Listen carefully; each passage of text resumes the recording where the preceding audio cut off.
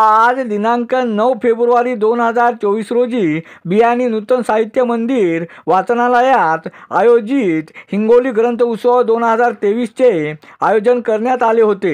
या ग्रंथ उत्सवाचे उद्घाटन ज्येष्ठ साहित्यिक प्राध्यापक डॉक्टर जगदीश कदम यांच्या हस्ते करण्यात आले।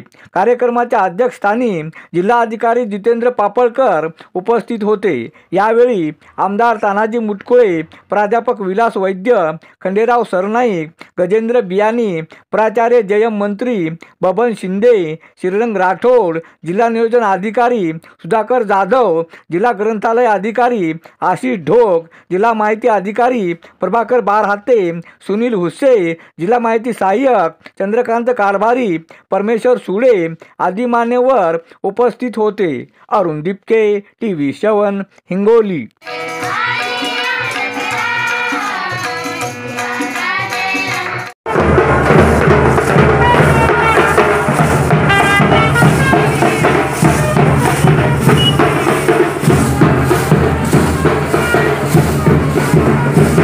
एकूण 11,825 ग्रंथालय आहेत आणि त्याला 60% अनुदान शासनाने मंजूर केलेलं आहे।